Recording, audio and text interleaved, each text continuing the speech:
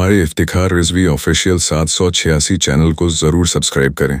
साथ ही साथ bell notification को दबाना ना भूलें ताकि हर आने वाली वीडियो आप तक पहुंचता रहे। बिरादरान मिल्लत इस्लामिया, आज हर इंसान परेशान है।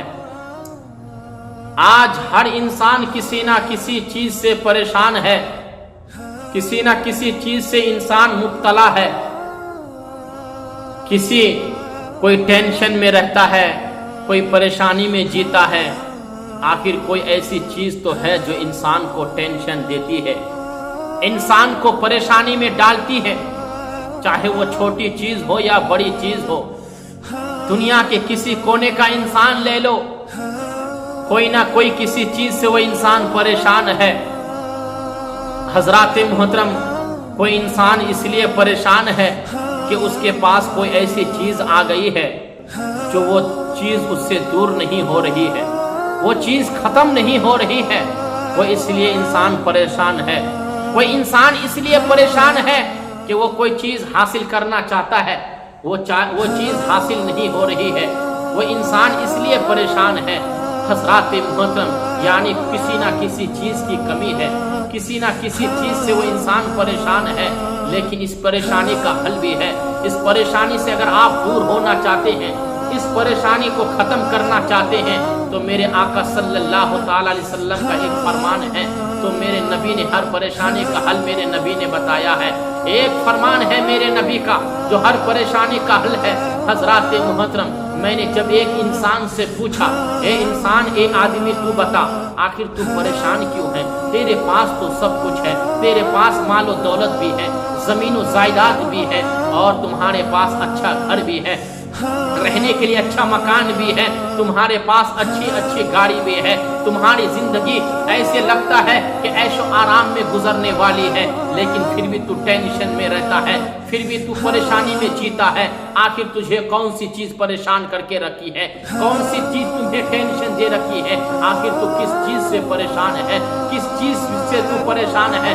आखिर बता तो सही। वो इंसान अपने जुबाने हाल से मुझसे कहा, हाँ मेरे पास सब कुछ है, मालो दौलत भी है, जमीन और जायदाद भी है, रहने के लिए अच्छा मकान भी है, अच्छी गाड़ी भी है, सब कुछ है, लेकिन फिर भी मैं परेशान हूँ। एक चीज है जो मुझे परेशान करती है, एक चीज की कमी है जो मुझे परेशान करती है। वो चीज ये है, आपको मालूम है कि मेरे पास सब कुछ है, एक ना एक दिन इस दुनिया से जाना है, इस दुनिया से अलग होना है, इस दुनिया को छोड़कर जाना है, इस दुनिया से जुदा होना है। मैं चाहता हूँ कि जब मैं इस दुनिया से जाऊँ तो मेरा नाम रोशन करने वाला कोई हो, मेरा नाम लेने वाला कोई हो, मेरी नस्ल आगे बढ़ाने वाला कोई हो। जब मैं मर जाऊं मेरे कब्र पर फातिहा पढ़ने वाला कोई हो, मेरी मालो दौलत को देखने वाला कोई हो, इस जमीन जायदाद को संभालने वाला हो, मेरा कोई वारिस तो हो। यानी अगर आज कमी है तो औलाद की कमी है। मेरे पास सब कुछ है लेकिन औलाद जैसी नियामत नहीं है,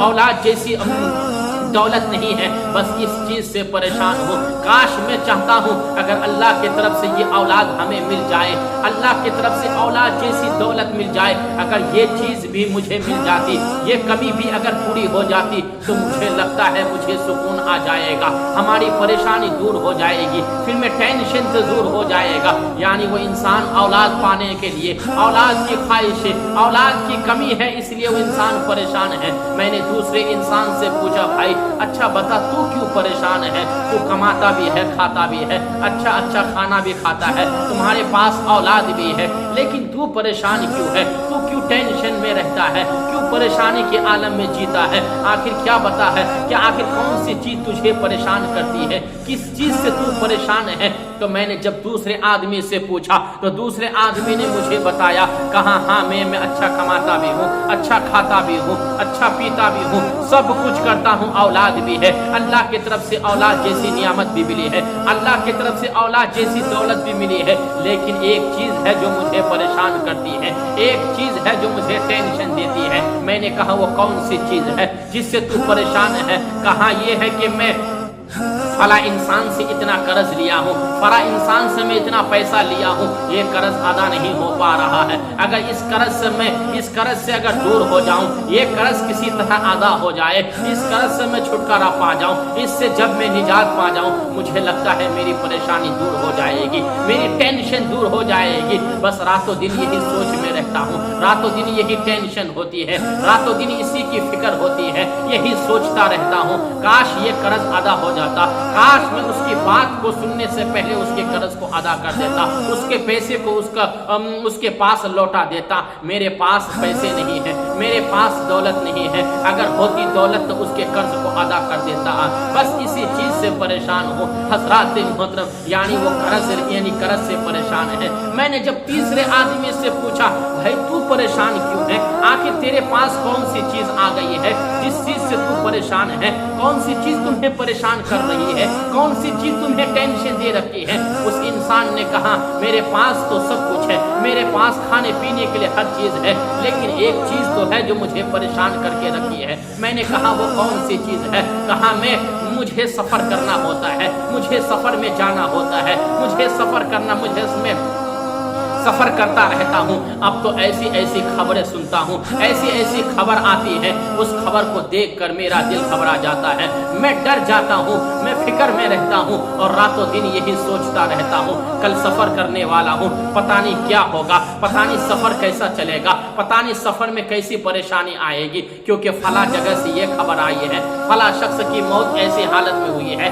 फला शख्स की मौत इस तरह हो गई है। जब मैं इस तरह की बातें सुनता हूँ, जब मैं इस तरह की खबर मेरे पास आती है तो मैं खौफ हो जाता हूँ, मैं डर जाता हूँ, मेरा दिल घबरा जाता है, मैं फिर परेशान हो जाता हूँ, फिर मैं टेंशन में हो जाता हूँ। आखिर बताओ इसी चीज ने मुझे परेशान करके रखी है। मैं चाहता हूँ जब मैं सफर करूँ मेरा सफर आसान हो, मैं अपने मंजिल मकसद तक सलामती के साथ पहुँच जाऊँ। यानी वो इंसान इसलिए परेशान है कि जो आज जो खबरें आती है, कभी हादसे की खबर आती है, कभी बुरी खबर आती है, कभी मौत की खबर आती है, कभी इस तरह की खबर आती है, यानी दर्दनाक खबर आती रहती है, जो इंसान फिर डर जाता है, फिर इंसान जल्दी सफर करना नहीं चाहता है, फिर इंसान कहीं जाना नहीं चाहता है।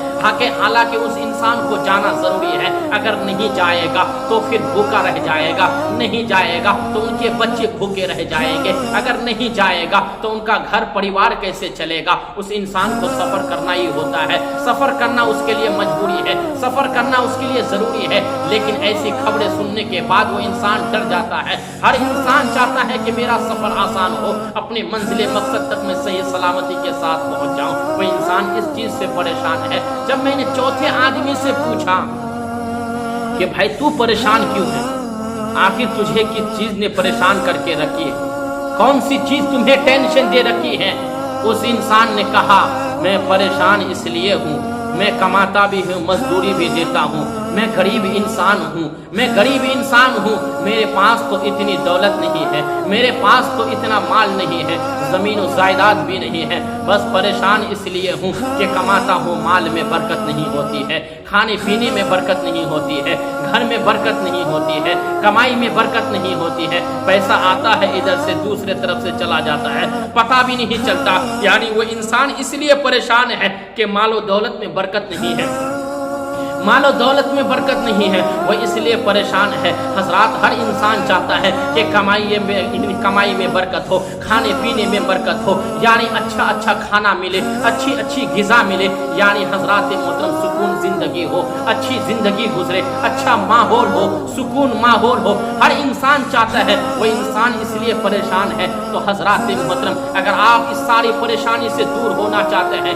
ये सारे टेंशन से दूर होना चाहता है, अलगर्ज ये है कि हर इंसान किसी ना किसी चीज से परेशान है, कोई ना कोई ऐसी चीज है जो इंसान को परेशान करके रखी है। तो हजरात मोहतरम, अगर आप ये सारी चीजों से, सारी टेंशनों से, सारी परेशानी से दूर होना चाहते हैं, अगर आप चाहते हैं ये परेशानी दूर हो जाए, ये टेंशन हमारे घर से चली जाए, हमारे घर से ये परेशानी दूर हो जाए, तो मेरे आका सल्लल्लाहु ताला अलैहि वसल्लम ने एक फरमान है, मेरे नबी की एक हदीस है जो मेरे नबी ने हर एक परेशानी का इलाज میرے نبی نے بتایا ہے، میرے آقا کا فرمان ہے، اگر آپ اس فرمان پر عمل کریں گے، اگر آپ اس فرمان پر عمل کر کے یعنی اس پر عمل کریں گے، غور کریں گے، تو ضرور مجھے یقین ہے آپ کی پریشانی دور ہو جائے گی، آپ کی حاجت پوری ہو جائے گی، آپ کا مقصد پورا ہو جائے گا۔ کوئی انسان اولاد چاہتا ہے تو اللہ کی طرف سے اولاد جیسی نعمت مل جائے گی۔ کوئی سفر کرنا چاہتا ہے، اس کا سفر آسان ہو جائے گا۔ کوئی چاہتا ہے میرا قرض دور ہو جائے، اس کا قرض بھی آسانی سے ختم ہو جائے گا۔ کوئی چاہتا ہے مال و دولت میں برکت ہو جائے تو اللہ کی طرف سے برکت بھی ہو جائے گی، رحمت بھی ہو جائے گی۔ تو حضرات محترم میرے نبی کا ایک فرمان ہے، حضرات محترم صحابہ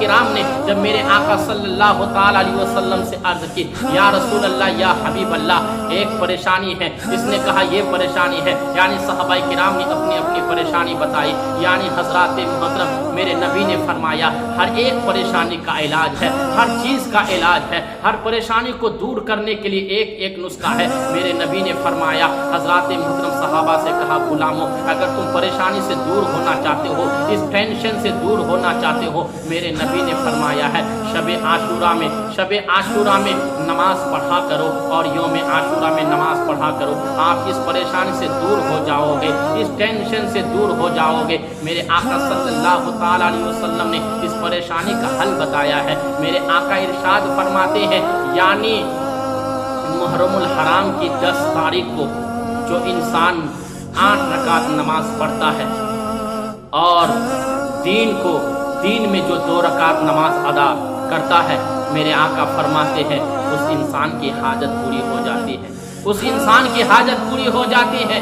میرے نبی فرماتے ہیں 10 محرم الحرام کی رات جو انسان 8 رکعت نماز ادا کرتا ہے، میرے نبی فرماتے ہیں وہ بندہ جب آخری سجدہ کرتا ہے، یعنی 8ویں رکعت کے لیے جب آخری سجدہ کرتا ہے اور اپنے سر کو سجدے میں رکھتا ہے، میرے آقا فرماتے ہیں سر کو سجدے سے اٹھانے سے پہلے اللہ تعالیٰ اس کی مغفرت فرما دیتا ہے، اللہ تعالیٰ اس کی دعا کو قبول فرما لیتا ہے، اس انسان کی حاجت پوری ہو جاتی ہے۔ حضرات محترم میرے نبی نے یہ نسخہ بتایا ہے، میں آپ کو وہ بھی بتاؤں گا کہ 8 رکعت نماز کیسے پڑھی جاتی ہے، جو رات میں پڑھی جاتی ہے۔ دین میں 2 رکعت نماز پڑھی جاتی ہے، وہ کس طرح پڑھی جاتی ہے جس کے ذریعے سے ہماری پریشانی حل ہو جائے، جس کے ذریعے سے یہ ٹینشن دور ہو جائے۔ میرے نبی نے وہ نسخہ بتایا ہے، صحابہ کرام کے درمیان میرے آقا نے ارشاد فرمایا ہے۔ حضرات محترم تو ہمیں چاہیے 10 محرم الحرام کی رات یعنی شب عاشورہ میں 8 رکعت نماز ادا کرے۔ حضرات محترم جو انسان 8 رکعت نماز ادا کرنے کے بعد دعا کرتا ہے، اپنے ہاتھوں کو بلند کرتا ہے، رب کی بارگاہ میں دعا کرتا ہے، اللہ تبارک و تعالیٰ اس انسان کی دعا کو قبول فرماتا ہے۔ اس انسان کا ہاتھ نیچے بعد میں آتا ہے، دعا پہلے قبول ہو جاتی ہے، اس کی دعا پہلے قبول ہو جاتی ہے، اس انسان کی حاجت پوری ہو جاتی ہے۔ یہاں تک کہ آقا کا ایک فرمان ہے، میرے نبی نے خود حدیث میں یہ بات فرمائی ہے۔ میرے آقا ارشاد فرماتے ہیں جب انسان یوم عاشورہ اور شب عاشورہ میں نماز پڑھتا ہے، حضرات محترم اللہ کے طرف سے 25 مرتبہ ندا آتی ہے، اللہ تعالیٰ 25 مرتبہ اس انسان کے لیے کہتا ہے، 25 مرتبہ اللہ کے طرف سے آواز آتی ہے، اے انسان مانگ، تو کیا مانگنا چاہتا ہے؟ اگر تجھے اولاد کی خواہش ہے، اگر تو اولاد مانگتا ہے تو تجھے اولاد بھی مل جائے گی۔ اگر تو مال و دولت میں برکت لینا چاہتا ہے، تیری مال و دولت میں برکت بھی ہو جائے گی۔ اپنے گناہوں کی بخشش کرانا چاہتا ہے، تیری مغفرت بھی ہو جائے گی۔ اللہ فرماتا ہے، اللہ کی طرف سے ندا آتی ہے، اگر تو چاہتا ہے کہ میرا سفر آسان ہو، تیرا سفر بھی آسان ہو جائے گا۔ اگر تو چاہتا ہے کہ قرض سے ہمیں نجات مل جائے تو اللہ تبارک و تعالیٰ تمہیں قرض سے دور فرما دے گا۔ حضرات محترم یعنی جو انسان شب عاشورہ اور یوم عاشورہ میں نماز پڑھ کے اپنے رب کی بارگاہ میں ہاتھ پھیلاتا ہے، رب کے طرف سے 1-2 مرتبہ نہیں، میرے نبی فرماتے ہیں 25 مرتبہ یہ ندا آتی ہے، 25 مرتبہ یہ صدا آتی ہے۔ اللہ تعالیٰ خود اپنے بندے کو آواز دیتا ہے، اے بندہ مانگ، تو کیا مانگنا چاہتا ہے؟ اگر کوئی انسان، میرے نبی فرماتے ہیں کوئی انسان اولاد کے لیے دعا کرتا ہے، اللہ کے طرف سے اولاد جیسی نعمت مل جاتی ہے، اولاد جیسی دولت مل جاتی ہے، اس انسان کی دعائیں اولاد کے مطابق قبول ہوتی ہے۔ کوئی انسان چاہتا ہے کہ مال و دولت میں برکت ہو جائے تو مال و دولت میں برکت ہو جاتی ہے، اس انسان کی دعا اس حاجت کے مطابق پوری ہو جاتی ہے۔ قبول ہو جاتی ہے۔ کوئی انسان چاہتا ہے کہ جب جب سفر کروں میرا سفر آسان ہو جائے، اس انسان کی دعا یعنی قبول ہو جاتی ہے، اللہ اس کے سفر کو آسان کر دیتا ہے۔ اب وہ سفر میں اگر جب جب سفر کرے گا، کبھی بھی کوئی پریشانی آنے والی تھی یا آنے والی تھی، تو اللہ تبارک و تعالیٰ اس پریشانی کو دور کر دے گا اور اس انسان کو اس کے منزل مقصد تک پہنچا دے گا، اور آسانی کے ساتھ وہ انسان سفر کرے گا اور اپنی منزل مقصد تک پہنچ جائے گا۔ اگر کوئی انسان چاہتا ہے کہ جب جب میں مال و دولت میں کماؤں اس میں برکت ہو، آپ چاہتے ہیں جو انسان اس طرح کے دعا کرے گا، میرے نبی فرماتے ہیں اللہ تعالیٰ اس انسان کے مال و دولت میں برکت پیدا فرمائے گا، اس کی کمائی میں برکت ہوگا، اس کی کمائی میں برکت ہوگی، اللہ کی طرف سے وہ رحمت نازل ہوگی، اللہ تعالیٰ اس بندے پر اپنا رحم و کرم نازل فرمائے گا، خدا کی طرف سے وہ رحمت نازل ہوگی۔ حضرات محترم، اور جو انسان شب عاشورہ اور یوم عاشورہ میں نماز پڑھے گا، حضرات محترم میرے نبی فرماتے ہیں اس انسان کی جب بھی موت ہوگی تو شہید کی موت ہوگی، شہادت کا درجہ اسے ملے گا، اللہ تعالیٰ اس کی مغفرت فرمائے گا۔ یہ یوم عاشورہ اور شب عاشورہ کی فضیلت ہے جو ہمیں ہر انسان کو اس یوم عاشورہ اور شب عاشورہ میں نماز پڑھنی ہے، یعنی 10 محرم الحرام کی رات اور اس دن کو جو انسان نماز پڑھے گا، اللہ کے رسول کا یہ فرمان ہے، جو اللہ کی طرف سے بندے کو انعام ملتا ہے، اللہ تعالیٰ خود بندے کو انعام دیتا ہے، اللہ تعالیٰ خود اپنے بندے کو انعام و کرام سے نوازتا ہے، اور ہر انسان چاہتا ہے میں مالدار بنوں، ہر انسان چاہتا ہے میری حاجت پوری ہو جائے، ہر انسان چاہتا ہے کہ قرض سے دور ہو جاؤ، ہر انسان چاہتا ہے مجھے نیک اولاد مل جائے۔ اگر آپ جو چیز سے مقصد سے آپ اپنے مقصد پورا کرنا چاہتے ہیں اپنی حاجت کے مطابق، تو اگر آپ چاہتے ہیں کہ اولاد مل جائے، آپ چاہتے ہیں کہ مال و دولت میں برکت ہو جائے، اگر آپ غنی ہونا چاہتے ہیں، اگر آپ مالدار ہونا چاہتے ہیں، اگر آپ مالدار بننا چاہتے ہیں، اور اگر آپ چاہتے ہیں کہ میری عمر لمبی ہو جائے، میرا گناہ معاف ہو جائے، میری خطا معاف ہو جائے، عمر لمبی ہو جائے، اگر آپ چاہتے ہیں تو آپ شب عاشورہ اور یوم عاشورہ میں آپ نماز پڑھا کریں، انشاءاللہ میرے نبی کے فرمان کے مطابق اللہ کی طرف سے اللہ تبارک و تعالیٰ تمہارے گھر میں وہ برکت نازل فرمائے گا، تمہارے مال و دولت میں بھی برکت ہو جائے گی، اللہ تمہاری عمر کو بھی لمبی فرما دے گا، اور تمہارے دعا کے مطابق تمہاری حاجت بھی پوری ہو جائے گی، اللہ تمہارے دعاؤں کو بھی قبول فرما دے گا، کیونکہ آقا خود فرماتے ہیں جب انسان اس رات کو اس دن میں اپنے ہاتھ رب کی بارگاہ میں پھیلاتا ہے تو ہاتھ نیچے بعد میں آتا ہے، اللہ کی بارگاہ میں دعا پہلے قبول ہو جاتی ہے، لیکن خلوص کے ساتھ، اچھی نیت کے ساتھ، یعنی اچھے ارادے کے ساتھ انسان جب رب کی بارگاہ میں سجدہ کرے گا، اس سجدے کی برکت سے اللہ اس انسان کی دعا قبول فرمائے گا۔ تو حضرات محترم، شب عاشورہ یعنی 10 محرم الحرام کی رات جو نماز پڑھی جاتی ہے وہ 8 رکعت نماز پڑھی جاتی ہے، اور نماز پڑھنے کا طریقہ کیا ہے میرے نبی نے خود ارشاد فرمایا ہے۔ حضرات محترم، نماز پڑھنے کا طریقہ یہ ہے، غور سے آپ سنیں، چاہے تو آپ 2 رکعت کر کے پڑھیں یا آپ 4 رکعت کر کے 8 رکعت نماز پوری کریں، لیکن نماز پڑھیں آپ لوگ، اس کی برکت اور فضیلت بہت ہے۔ حضرات محترم، پڑھنے کا طریقہ یہ ہے کہ آپ یوم عاشورہ اور شب عاشورہ کی نیت کریں، اس کے بعد آپ جس طرح نماز میں اپنے ہاتھوں کو ناف کے نیچے باندھتے ہیں ایسے ہی باندھنا ہے، اس کے بعد آپ کو سورہ فاتحہ کی تلاوت کرنی ہے، سورہ فاتحہ کی تلاوت کرنے کے بعد آپ کو 10 مرتبہ سورہ اخلاص کی تلاوت کرنی ہے۔ جب یہ سورہ اخلاص کی تلاوت ہو جائے تو اسی طرح آپ کو پوری نماز مکمل کرنی ہے۔ نماز مکمل ہونے کے بعد، 8 رکعت نماز ہونے کے بعد، پھر آپ تنہائی میں بیٹھ کر آپ کو کچھ تسبیح و تہلیل کا ذکر کرنا ہے، یعنی نماز پوری ہونے کے بعد آپ کو 80 مرتبہ ایک تسبیح کا ذکر کرنا ہے۔ وہ تسبیح یہ ہے: سبحان اللہ والحمدللہ ولا الہ الا اللہ واللہ اکبر ولا حول ولا قوت الا باللہ العلی العظیم۔ جب یہ تسبیح کا ذکر 80 دفعہ ہو جائے، پھر یہ تسبیح ہونے کے بعد آپ کو 70 مرتبہ استغفار کرنا ہے، استغفر اللہ استغفر اللہ استغفر اللہ۔ پھر یہ 70 مرتبہ ہونے کے بعد اس کے بعد نبی پر اور نبی کے آل و اصحاب پر 70 مرتبہ درود شریف پڑھنا ہے۔ یہ سب کچھ ہونے کے بعد پھر آپ کو اپنی حاجت کے مطابق رب کی بارگاہ میں دعا کرنی ہے، رب کی بارگاہ میں ہاتھ پھیلانا ہے، جس مقصد کے تحت آپ کو دعا کرنا ہے کرے، اللہ تعالیٰ اس نماز کی برکت سے آپ کی دعا قبول ہو جائے گی، اور اللہ تعالیٰ آپ کو انعام و کرام سے نوازے گا۔ یہ تو رات کی نماز ہے، اور دن میں جو پڑھی جاتی ہے وہ 2 رکعت پڑھی جاتی ہے۔ وہ 2 رکعت نماز پڑھنے کا طریقہ یہ ہے کہ آپ کو عاشورہ کی نیت کرنی ہے، اسی طرح آپ کو ہاتھ ناف کے نیچے باندھنا ہے، پھر اس کے بعد سورہ فاتحہ کی تلاوت کرنی ہے۔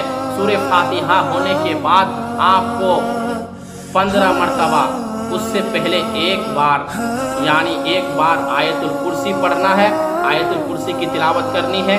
آیت الکرسی ہونے کے بعد 15 مرتبہ سورہ اخلاص یعنی قل هو اللہ احد آپ کو تلاوت کرنی ہے۔ پھر کرنے کے بعد پھر جب آپ کی نماز مکمل ہو جائے، 2 رکعت نماز مکمل ہو جائے، پھر اس طرح سے آپ کو تسبیح کا ذکر کرنا ہے، یعنی سبحان اللہ والحمد للہ ولا الہ الا اللہ واللہ اکبر ولا حول ولا قوت الا باللہ العلی العظیم۔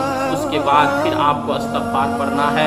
اس کے بعد پھر آپ کو نبی اور نبی کے آل و اصحاب پر درود ابراہیم پڑھنا ہے، یا آپ کو جو درود یاد ہے اس کو پڑھنا ہے حضرات محترم۔ پھر آپ کو تنہائی میں بیٹھ کر رو کر رب کی بارگاہ میں دعا کرنا ہے۔ مجھے یقین ہے کہ آپ جب اس طرح سے نماز پڑھیں گے، جو طریقہ میں نے آپ کو بتائی ہے، اس ترکیب کے مطابق جب آپ نماز پڑھیں گے، مجھے یقین ہے قسم خدا کی آپ کی دعا قبول ہو جائے گی، آپ کا مقصد بھی پورا ہو جائے گا۔ آپ کی حاجت کے مطابق اللہ تبارک و تعالی آپ کی دعا قبول فرمائے گا، رب کی بارگاہ میں دعا قبول ہو جائے گی۔ جس مقصد کے تحت آپ دعا کریں گے، آپ کی دعا قبول ہو جائے گی۔ اگر اولاد کی حاجت ہے تو آپ اولاد کے لیے دعا کریں، مال و دولت کی حاجت ہے تو مال و دولت کے لیے دعا کریں۔ اگر آپ قرض سے دور ہونا چاہتے ہیں کہ قرض ادا نہیں ہو رہا ہے، قرض سے دور ہونا چاہتے ہیں، اس کے لیے دعا کریں۔ آپ سفر کرنا چاہتے ہیں تو سفر کے لیے دعا کریں، جو آسان سفر ہو، کیونکہ میرے نبی نے خود فرمایا ہے اللہ تعالیٰ 25 مرتبہ اس بندے کے لیے ندا دیتا ہے، اللہ کی طرف سے آواز آ رہی ہے، ندا آ رہی ہے، بندہ مانگ، جس مقصد کے تحت تو مانگے گا، آج تیری دعا قبول ہوگی، تیری دعا کے مطابق تجھے عطا کیا جائے گا، تجھے انعام و کرام تیرے گھر میں ہوگا۔ میری رحمت تجھے دینا چاہتی ہے، میری رحمت تجھے دینا چاہتی ہے، آج بھر کے میری رحمت تجھے عطا کرے گی۔ حضرات محترم، اللہ کی طرف سے انعام و کرام آج ملنے والا ہے۔ یہ شب عاشورہ اور یوم عاشورہ کی یہ برکت اور فضیلت ہے۔ ہمیں چاہیے کہ یوم عاشورہ اور شب عاشورہ میں اپنے پابندی کے ساتھ نماز ادا کریں، اور انشاءاللہ مجھے امید ہے ہم جس مقصد کے تحت پڑھیں گے وہ مقصد ہمارا ضرور پورا ہوگا۔ ہماری عمر بھی اللہ چاہے گا تو لمبی کر دے گا، اور عمر لمبی ہوگی اللہ چاہے گا تو، اور ہمارے مال و دولت میں بھی برکت ہوگی۔ مجھ سے بیان کرنے میں اگر کسی طرح سے یعنی گفتگو دوران کسی طرح سے کوئی غلطی اور ہو گئی ہے، میں توبہ کرتا ہوں۔ استغفر اللہ ربی من کل ذنب واتوب علیہ وما علینا الا البلاغ۔ السلام علیکم ورحمۃ اللہ